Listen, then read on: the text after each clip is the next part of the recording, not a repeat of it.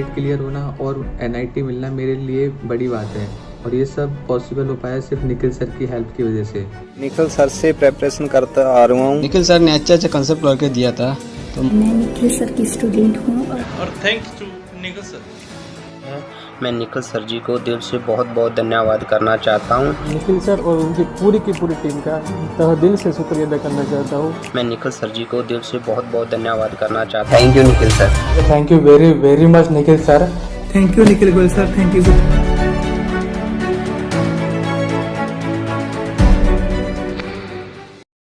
नमस्कार मेरे प्यारे साथियों, स्वागत है आप सभी का हमारी श्रेष्ठ क्लासेस में। सबसे पहले मैं उम्मीद करता हूं कि आप लोगों की पढ़ाई बहुत अच्छे से चल रही होगी। जैसे कि आप सभी को पता है कि एसएससी का एग्जाम आने वाला है, और एसएससी के एग्जाम को लेकर हम लोगों में बहुत क्रेज रहता है, बहुत उत्सुकता रहती है, क्योंकि भाई सेंट्रल जॉब है, अच्छी खासी सिक्योर्ड है, रेपुटेशन है, सीखने को बहुत कुछ मिलता है, फ्यूचर ओवरऑल सिक्योर्ड है।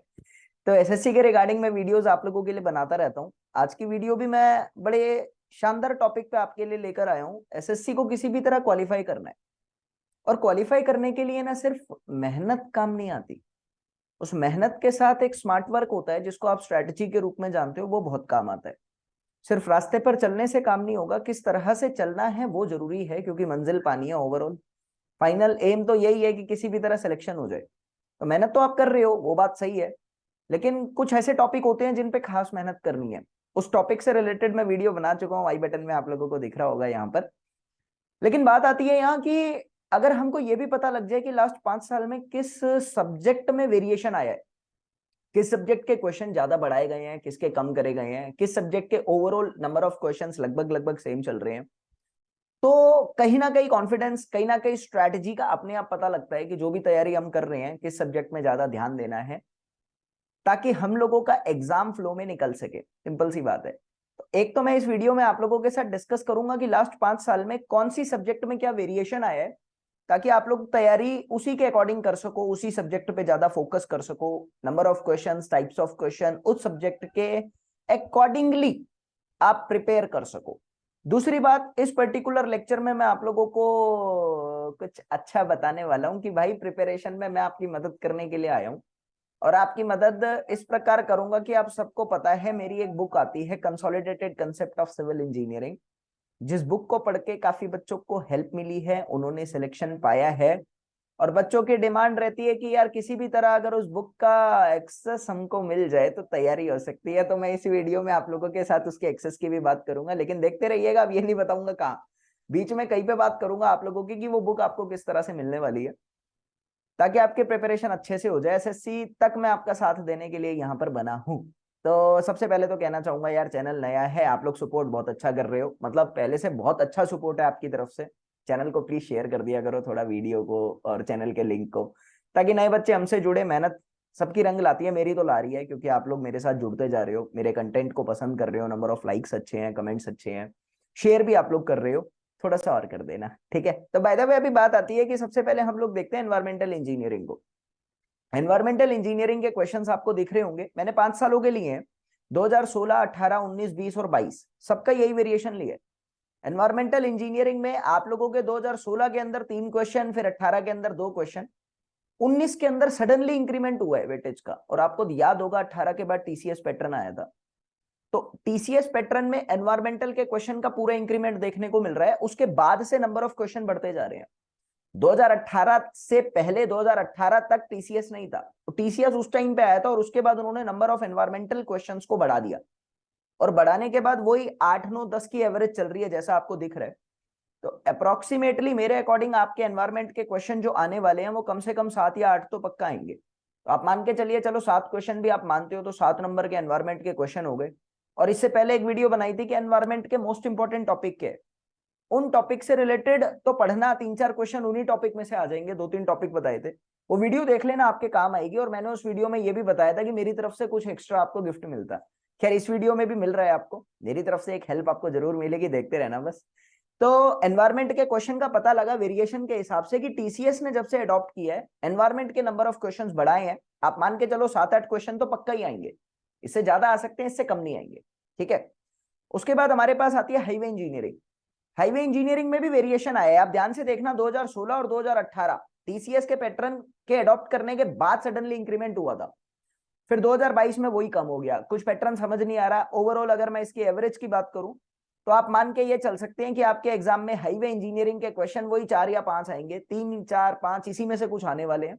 तो अपनी तैयारी उसी के अकॉर्डिंग करके रखना, जिसकी वेटेज ज्यादा है उसको पहले कर लेना, आप जिसकी वेटेज कम है उसको बाद में कर लेना, क्योंकि स्ट्रेटेजिक पाथ पे चलने का टाइम आ गया, मात्र 1.5 महीना आपके पास बचा हुआ है। ठीक है, देन हम एस्टिमेशन कॉस्टिंग पे आते हैं। भाई सडनली इंक्रीमेंट और डिक्रीमेंट कुछ नहीं देखने को मिला, जो पहले था वही अब है। वही आप लोगों का देखो 2016 में 7 है, फिर 18 में 8 है, फिर 10, वही 8 9 10 इनकी एवरेज चल रही है। आप लिख लेना ये बात पेपर पे। तो आप मान सकते हो कि आपके एस्टिमेशन के क्वेश्चन वही आएंगे, 7 8 9 के आसपास आपकी रेंज बनेगी। मतलब आप मिनिमम 8 मान के चलोगे यार, 8 तो आएंगे ही आएंगे एवरेज तौर पे, इससे ज्यादा आ सकते हैं, इससे कम नहीं आएंगे। मतलब आप समझना कि एनवायरमेंट बहुत बड़ी सब्जेक्ट है, ऑब्वियसली उसका वॉल्यूम बहुत हाई है, और आप लोगों की जो एस्टिमेशन कॉस्टिंग है वो छोटी सी सब्जेक्ट है। अब आप समझदार हो कि पहले कौन सी सब्जेक्ट आपको करनी चाहिए, दोनों के नंबर ऑफ क्वेश्चन सेम है, एनवायरमेंट और एस्टिमेशन के सेम क्वेश्चन आ रहे हैं नंबर, तो आपको एस्टिमेशन पहले करना चाहिए। भाई छोटी सब्जेक्ट है, नंबर ऑफ क्वेश्चन ज्यादा है, मेरी वेटेज ज्यादा है, मैं उसको कवर अप करूंगा, मेरे 8 क्वेश्चन पक्के हो गए। ये स्ट्रेटेजी मैं बताना चाह रहा हूं बेसिकली इस वीडियो के माध्यम से। अगली सब्जेक्ट आप देख रहे हो स्क्रीन के ऊपर दिख रही है, आप लोगों को मिला हुआ है सर्वे इंजीनियरिंग। सर्वे इंजीनियरिंग में कोई वेरिएशन नहीं है। आप 2016 के बाद से 22 तक का देखो, वही 10 12 10 12 10 12 की एवरेज है। मतलब देख रहे हैं आप लोग स्क्रीन पे, तो सर्वे के इस साल भी एवरेज 10 क्वेश्चन आपको देखने को पक्का ही मिलेंगे। भाई एकदम थोड़ी पैटर्न चेंज करता है, 9 10 क्वेश्चन तो सर्वे के पक्का ही आएंगे। तो अभी तक के इंपॉर्टेंट सब्जेक्ट में क्या बन रहा है, estimation, survey and then environment. आप मेरी बात को समझना, आपके नंबर ऑफ क्वेश्चंस के हिसाब से प्रिपरेशन की स्ट्रेटजी बना लो। अब आप अगली सब्जेक्ट देखो soil mechanics. Pattern suddenly change हुआ है, पहले आया करते थे कम, लेकिन आप सबको पता है कि सॉइल मैकेनिक्स मेरा भी फेवरेट है और एसएससी का भी फेवरेट बनता जा रहा है। और सिर्फ एसएससी नहीं, भारत में होने वाले जेई और एई एग्जाम सभी का फेवरेट है, चाहे गेट ले लो, चाहे आईएएस ले लो, चाहे कोई भी स्टेट एई ले लो, चाहे जेई ले लो। Soil mechanics is one of the important subject regarding the civil engineering. और टीसीएस ने जब अडॉप्ट किया एसएससी को, उसने इस बात को समझा। 2018 के बाद से सडनली इंक्रीमेंट हुआ है वेटेज में, और उसके बाद डिक्रीज नहीं हो रहा। तो आप मान के चलो एवरेज आप लोगों की सॉइल मैकेनिक्स अच्छी खासी आपके एग्जाम में आने वाली है। 8 से 9 क्वेश्चन पक्का आएंगे, जो अभी का सिनेरियो कह रहा है। और अगर मैं एक फैक्टर और देखूं तो यहाँ पर नंबर ऑफ क्वेश्चन इंक्रीज है। 2019 में 8 है, फिर 11 है, फिर 12 है। अब की बार हो सकता है कि 12 से ज्यादा भी आ जाए। मतलब एक मेजर सब्जेक्ट के रूप में उभर कर नजर आ रही है। तो आप लोगों को सॉइल मैकेनिक्स पे खास ध्यान देना है, मेरी बात को समझना। मेजर सब्जेक्ट का मतलब मेजर सब्जेक्ट, क्वेश्चंस बहुत ज्यादा लेवल के आ रहे हैं। इंपॉर्टेंट टॉपिक की वीडियो मैंने पहले भी बनाई थी, आप देखना, आई बटन में आपको पहले भी दिखी थी वो। उसके बाद जनाब इरिगेशन इंजीनियरिंग की बात करते हैं। इरिगेशन इंजीनियरिंग में भी टीसीएस ने काफी हद तक अप्रोच दिखाई है। पहले क्या होता था, इरिगेशन इंजीनियरिंग नहीं आती थी, मुझे हुबहू याद है ये बात, कि जब 2018 और 19 की बात कर रहे थे प्रिपरेशन की, तो एग्जाम में बहुत ज्यादा डिफरेंस नहीं था इनके टाइम में। मतलब जल्दी जल्दी हो गए थे या पास में। 2018 का एग्जाम लेट हुआ था शायद। तो इरिगेशन इंजीनियरिंग पे खास फोकस नहीं था किसी का भी। अब मेरा भी ऐसा कुछ खास फोकस नहीं था, लेकिन क्या हुआ था ना कि पेपर देने के बाद बच्चे कहने लगे भाई साहब इरिगेशन ने रिकॉर्ड तोड़ दिए। वो क्या होता है ना, जो पहले कम आती थी और वो सडनली 4 क्वेश्चन फालतू आ जाए तो दिमाग में वही घूमने लगता है। तो ये यहाँ पर बच्चों के साथ हुआ था। तो इरिगेशन इंजीनियरिंग जब के बाद से बहुत इंपॉर्टेंट बनने लग गई। टीसीएस ने इरिगेशन के साथ खास प्यार दिखाया है। आप देखिए इंक्रीमेंट होता जा रहा है नंबर 19 के बाद से। आप मान के चलिए आपके एग्जाम में वही 8 9 क्वेश्चन इसके भी आने वाले हैं। मतलब आप मान सकते हो 10 भी आ गए तो बुरा नहीं कहूंगा। 8 9 क्वेश्चन की एवरेज बन रही है। 2020 में 10 आए हैं, 22 में 10 आए हैं, अब भी 10 आ गए तो कोई बड़ी बात नहीं है। यानी मेजर सब्जेक्ट के रूप में ये भी उभर कर नजर आ रही है। ठीक है, देन आप लोगों की आती है फ्लूइड मैकेनिक्स। कोई वेरिएशन नहीं है। मतलब मैं ये नहीं कहूंगा कि 2015 में और 18 में 15 क्वेश्चन आ गए और उसके बाद 9 आए हैं तो कम हुआ है। कम नहीं कहते इसको। एक बार ही 10 थे, फिर 15 आ गए, फिर उसके बाद 9 चल रहे हैं। तो एवरेज इसके भी 9 10 क्वेश्चन बनेंगे। सर कहना क्या चाह रहे हो आप?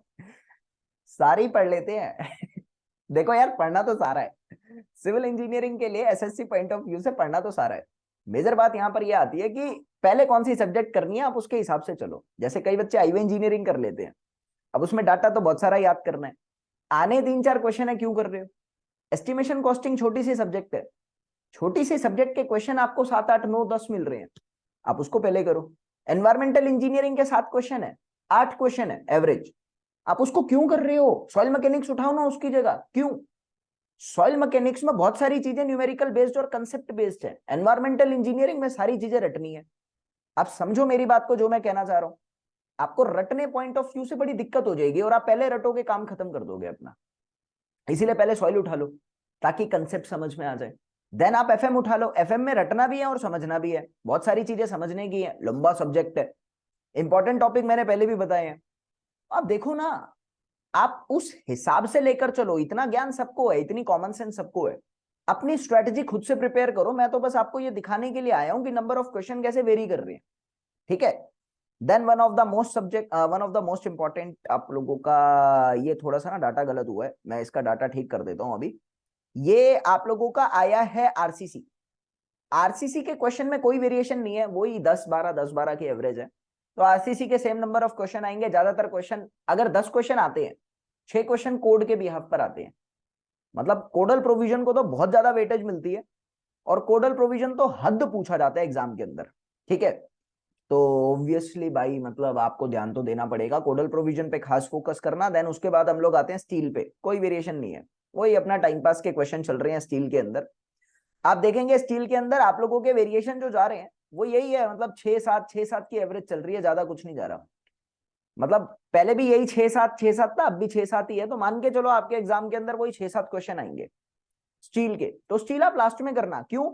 क्योंकि स्टील ना अनकॉमन सब्जेक्ट है। अनकॉमन सब्जेक्ट का मतलब समझ रहे हो आप मेरी बात से? अनकॉमन सब्जेक्ट का मतलब ये हो गया कि भाई पढ़ने में ना आपका डेली यूज तो होता नहीं है, वो पढ़ने में बहुत सारी चीजें याद नहीं होती, लास्ट में करना है इसको। आरसीसी पहले कर लेना, आसान है, कॉमन है, डेली लाइफ में देखते हो जाता है बच्चों से।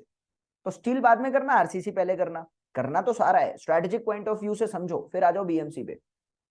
आप सबको पता है बिल्डिंग मटेरियल एंड कंस्ट्रक्शन के क्वेश्चन तो अतः आते थे। टीसीएस आया, उसने क्वेश्चन कम कर दिया। 2018 के बाद से पैटर्न चेंज है। आप देख सकते हो कि भाई पहले 27, 25, 30 तक आया करते थे। फिर टीसीएस आया, उसने देखा बिल्डिंग मटेरियल ठीक है, इंपॉर्टेंट है सिविल के पॉइंट ऑफ व्यू से, लेकिन इतना भी नहीं है कि बाकी को कम कर दो। इसने इरिगेशन को बढ़ा दिया। हाँ, टीसीएस ने क्या करा, इरिगेशन को सडनली इंक्रीज कर दिया। इरिगेशन के बाद सर्वेइंग में ज्यादा वेरिएशन नहीं दिया, लेकिन इसने एनवायरमेंटल इंजीनियरिंग को इंक्रीज किया है, इसने बिल्डिंग मटेरियल को कम करा है। कहीं ना कहीं आप अगर अप्रोच को समझो तो टीसीएस की जो अप्रोच है ना वो ये है कि मैं एक सब्जेक्ट पे फोकस नहीं दे रहा, मैं एक तरफ नहीं भेज रहा, मैं सारे सब्जेक्ट के पेपर में ला रहा हूं। किसी का थोड़ा कम, किसी का थोड़ा ज्यादा, उस थोड़े का वेरिएशन समझो। समझे मेरी बात? थोड़े का वेरिएशन समझो। बाय द वे बीएमसी तो आनी है, वो तो 15 क्वेश्चन आप एवरेज मान के चलो तो आएंगे ही आएंगे। आप 2018 के बाद से पैटर्न देखिए, एवरेज 15 बन रही है, तो 15 क्वेश्चन तो मान के चलो आते हैं, इतना कमजोर नहीं है। मतलब 15 नंबर के खाली एक सब्जेक्ट है, इसको लास्ट में लेकर चलना, लास्ट के 20 दिन पे, क्योंकि सारा रटने का है, कुछ समझने का नहीं होता, सारा रटना पड़ेगा। और रटना पड़ेगा तो लास्ट में रटोगे तो जल्दी याद भी रहेगा ना थोड़ा सा, अभी रटोगे तो भूल जाओगे। इसलिए लास्ट के 20 दिन के अंतराल पे इसको रिवाइज करके चलना, ढंग से पढ़ के जाना। बहुत सबसे बड़ी सब्जेक्ट अभी भी यही है एसएससी पॉइंट ऑफ व्यू से, सबसे बड़ी सब्जेक्ट अभी भी यही है, ठीक है। देन हमारे पास आता है यहाँ पर स्ट्रक्चर एनालिसिस और स्ट्रेंथ ऑफ मटेरियल, मैंने इनके कॉमन रख दिए। स्ट्रक्चर एनालिसिस और स्ट्रेंथ ऑफ मटेरियल की अगर मैं बात करता हूँ तो वही एवरेज वही 9-10 क्वेश्चन है, सारा डाटा आपको दिख रहा है, कभी कम कभी ज्यादा। लेकिन एक बात को ध्यान रखना, कहीं ना कहीं इनके क्वेश्चन में हल्की सी कमी आई है। अब 2018 के बाद के पैटर्न देखो, इनमें आप देखोगे कि आपका जो मतलब मैकेनिक्स वाला पोर्शन है उसमें कमी आई है आप लोगों की। तो क्वेश्चन, नंबर ऑफ क्वेश्चंस कम हो रहे हैं। तो मैं तो यही कहूंगा कि पढ़ना तो है, उसमें कोई दिक्कत नहीं है, लेकिन बाकी की सब्जेक्ट जिनके एवरेज 10-9 के आसपास है उनको पहले पढ़ो। अब खुशखबरी ये है कि आपको पता है एसएससी पॉइंट ऑफ व्यू से आपकी वन लाइनर बहुत इंपॉर्टेंट बुक है, काफी बच्चों को मदद मिलती है, क्योंकि एसएससी के अंदर आपके 70% के आसपास वन लाइनर क्वेश्चन आते हैं, 10 से 12% न्यूमेरिकल आते हैं, बाकी के 10 से 12% आईएएस लेवल के कंसेप्चुअल्स आते हैं। और आपका सिलेक्शन जो है ना वो वन लाइनर नहीं कराती, आपका सिलेक्शन न्यूमेरिकल नहीं कराते, आपका सिलेक्शन वो जो 10 से 12% कंसेप्चुअल है ना वो कराते हैं। वन लाइनर करना अनिवार्य है। 70% एवरेज है, 65 से 70 आती है, हर साल आती है। तो वो वन लाइनर की बुक बच्चों के लिए मैं फ्री लेकर आया हूँ। क्या है उस बुक में, आपको कंटेंट मिलता है उस बुक से, उस बुक से पेपर में direct as it is question आ जाते हैं, क्योंकि बेसिक जो थ्योरेटिकल पार्ट है ना वो सारा उस बुक के अंदर दे रखा है। वैसे तो उस बुक की कॉस्ट जो है वो 500 रुपए है, अमेजोन पे आप चेक कर सकते हैं, हार्ड कॉपी लेंगे तो 500 रुपए दी जाएगी आप लोगों को। लेकिन मैं 2 महीने की मदद करने के लिए, यानी एसएससी की डेट तक, अक्टूबर में टेंटेटिव डेट है ना, एसएससी की डेट तक वो बुक आप लोगों को 50 रुपीज में दे रहा हूं। मतलब ओवरऑल उसकी कॉस्ट के 10% कॉस्ट में बच्चों को वो बुक दूंगा। सॉफ्ट कॉपी आप लोगों को मिलेगी श्रेष्ठ क्लासेस की ऐप में। श्रेष्ठ क्लासेस के ऐप का लिंक आपको डिस्क्रिप्शन में दे रखा है। डिस्क्रिप्शन में जाएंगे, स्टोर सेक्शन में क्लिक करेंगे, ऐप को डाउनलोड करेंगे ना, रजिस्टर करेंगे, स्टोर सेक्शन में क्लिक करना, वहां पे आपको ये बुक दिख जाएगी। सॉफ्ट कॉपी 50 रुपए में 2 महीने 2.5 महीने की वैलिडिटी में आपको दे दूंगा। मतलब आप तैयारी कर रहे हैं, 70% पेपर आपका इसमें से आना है, तो ये बुक 500 रुपए की जो है मार्केट के अंदर, वो मैं 10% कॉस्ट पे आपको दूंगा, ताकि आपके पेपर की प्रिपरेशन हो जाए। सिंपल सी बात है, मेरा कोई एहसान नहीं है। कहीं आप लोग ये समझो मसीहा बनकर आ गया, ऐसा कुछ नहीं है भाई। सिंपल सी बात है यार, 2-2.5 महीने के लिए किताब लेने से अगर आपका बेनिफिट होता है, आप उसमें से नोट्स बना लेते हो और आपके पेपर में क्वेश्चन आते हैं, तो आपका सिलेक्शन हो जाएगा। सिलेक्शन होने के बाद आप मेरे को फोन करके ये कहोगे सर सेलेक्ट हो गया, मैं आपकी वीडियो ले लूंगा, वीडियो लूंगा, प्रमोशन हो जाएगा, बच्चे एडमिशन ले लेंगे। मार्केटिंग स्ट्रेटेजी है। मजाक कर रहा हूँ यार, अभी इतना लंबा कुछ सोचा नहीं था मैंने। सिंपल सी बात है कि आप लोगों का ना, मतलब पेपर की तैयारी अच्छी हो जाएगी, इसलिए आप लोग श्रेष्ठ क्लासेस के ऐप पर इस बुक को 50 रुपीज में अवेल कर सकते हैं। ये मेरी तरफ से आप लोगों को गिफ्ट था। अब बात आती है कि इंपॉर्टेंट सब्जेक्ट पहले कौन सी लेनी है, कौन सी नहीं लेनी, वो अपने हिसाब से बना लेना। बना लोगे ना, इसमें तो कोई दिक्कत आनी नहीं चाहिए। जरूरी है आप लोगों के लिए, क्योंकि अगर नहीं करोगे तो प्रॉब्लम आप लोगों को आ सकती है, और तैयारी में जो 4 चांद लगने थे वो नहीं लग सकते। तो इसी तरह की शानदार वीडियो जानने के लिए चैनल को आज ही सब्सक्राइब करो, थोड़ा बच्चों के साथ शेयर कर दो, अच्छा लगता है, क्योंकि आप ही लोगों के भरोसे तो मैं बैठा हूं, और कहीं ना कहीं कुछ बच्चे मेरे भरोसे भी बैठे हैं। तो दोनों का भरोसा आपस में मिलता जुलता रहे, दोस्ती बनी रहे, साथ बना रहे और विश्वास बना रहे। क्योंकि जो सिलेक्शन मैंने दिए हैं लास्ट 3 साल में, आगे भी इसी तरह के सिलेक्शन में देता रहूं। आप सबको पता है कि मैंने बहुत सिलेक्शन दिए हैं। तो जय हिंद, जय भारत, बाय।